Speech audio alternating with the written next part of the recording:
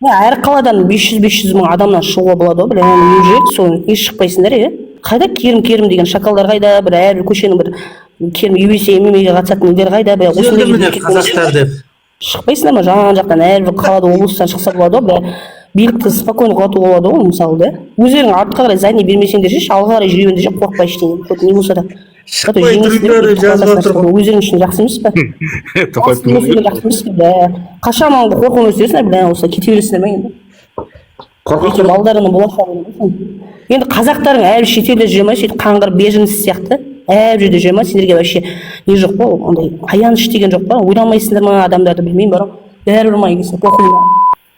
Осында жата бересің, тамағым ішетін тамағым болса болды, жататын жылы төсегім болса болды, жұмысым болса болды, маған бәрібір айналада не болып жатса деп. Орыстар айтқан ғой баяғы, мен айтқан жоқпын, орыстар бараны дейтін. Сол рас. Тек балдарыңды армияға алып кеткен кезде, өлтірген кезде, сол кезде бәрін топырлап шығасыңдар да, сол кездерде көздерің, жандарың шығып, балдарыңды армияға алып кетіп, өлі денесін алып келген кезде бәрі оянады ұйқыдан. Сол кезде неге өлтіресіңдер, неге бүйтесіңдер деп, сол кезде адамның көзі ашылады да. А былай пока сендерге не келмейінше, сендер ұйықтап жата бересіңдер, өздеріңнің өңірлерінде, індеріңде жата бересіңдер солай. Иә. Ана қаншама жастар өліп жатыр, қаншама жастарды қазақтардың өзі өлтіріп жатыр, былай айтсам бар, шетелден келіп біреуді өлтіріп жатқан жоқ оны. Орыстар келіп өлтіріп жатқан жоқ. Именно қазаққа жау болып кетті қазір, шыны керек ше. Мойындау керек. Факт уже, факт дәлелденіп тұр уже. Жұмыстарда жүргенде де сол қазақ, көре алмайтын қазақ, істетін қазақ, өлтіретін қазақ, құлдық санаға салатын қазақ, бәрі қазақ әнес. Жақсы деген адамдардың бәрі сол қаңтарда кетті ғой бәрі. Ұстайтын ұстады, өлетіні өлді, солай қалды да бәрі, сол жақсы адамдар сол кезде кетіп қалды да бәрі. А қазір кілең қалғанда, енді жаңа сіз айтып отқанда биомассалар ғой қалған. Оның ішіне адамдар қалды да, кілең андай дайын емес, митингке шықпайтын қорқақтар қалды кілең. Туыстар. Иә, жақсылардың всегда жақсылардың қаймақтардың бәрін алып отырған. 37-ші жылы 41. Солай. Иә. Жақсылар кетті қазір, мен деп тұрған Қазақстан неге шығарды? Иә. Жақсыларды алып тастап отырған. Әділетсіздікті көріп, осындай біз өмір сүруге лайық емеспіз дейтін адамдар, олар шығып, өлетіні өліп, қамайтыны қамалып, сөйтіп құрбан болып кетті олар. А қазір енді қалғандар кілең неспособный адамдар қалды да, кілең андай, білмеймін, әлсіз ба, алдым айтсам ба, андай ұйқыда жатқандар, кілең.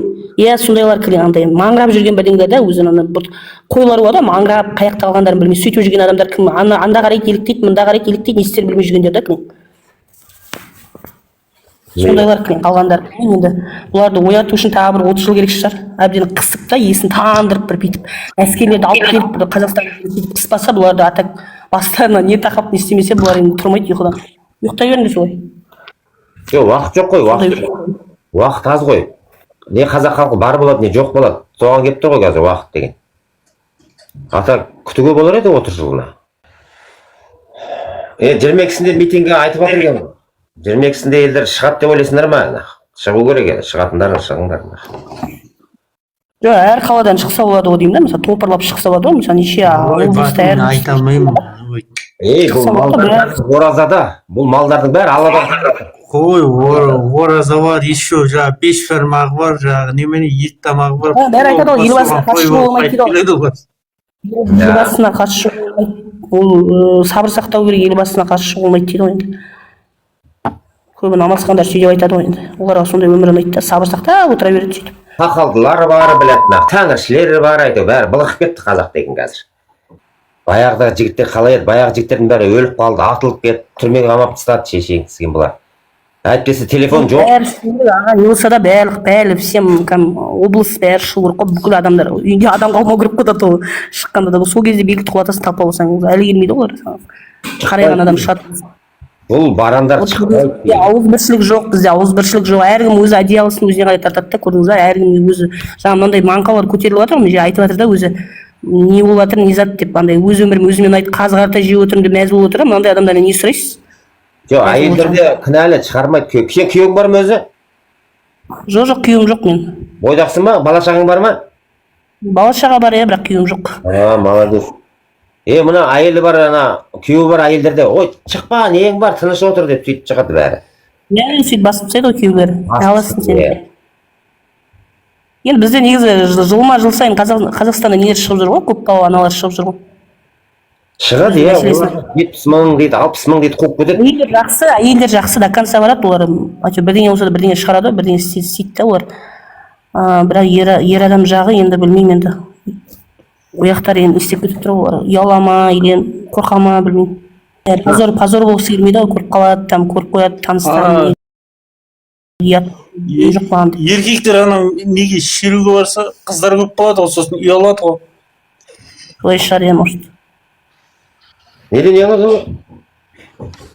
Жанар сияқты қыздарды көрсе ұялып қалады ғой сосын.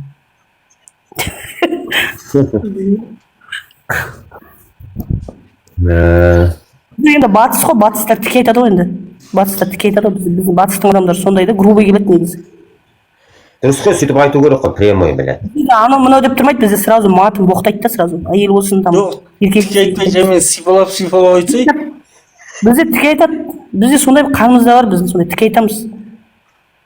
Тіке айтамыз. Бұл шетке бетіне қарап, біз андай адамның көңіліне қарап ондай не істемейміз да. Тіке айтамыз, бірдеңе ұнамай тұрса сразу.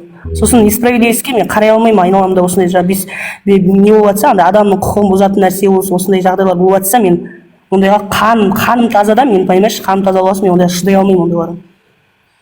Иә, дұрыс. Әділетсіздікке шыдай алмаймын, әділетсіздік. Дұрыс. Кеудеңізде жарыңыз бар ма халықтың? Шың, алаңға шың болды.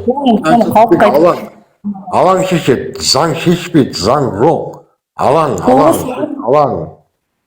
Иә. Бір үстінен кіріп, ана район, мына район дейтін затты қою керек, болды. Жаңаөзен дейтін ал, не істеп отыр? Жаңаөзен жұмысын сұрайды. Әр мемлекет, әр район, бәрі жұмыссыздықпен тұрса, бір күнде көтеріп кетуі болады. Өзінің еңбегін сұрайтын адам болса, кеудесінде жаны бар адам болса. Бәріңіз де біледі, қаңғып жүрген мал болып жүрген адамдарсыңыз. Кейінге жұмыс жасап. Алматыда, Шымкентіңде қаңғып жүрген адамсың. Өзің нан сұралмайтын халықтан не сұрайсың?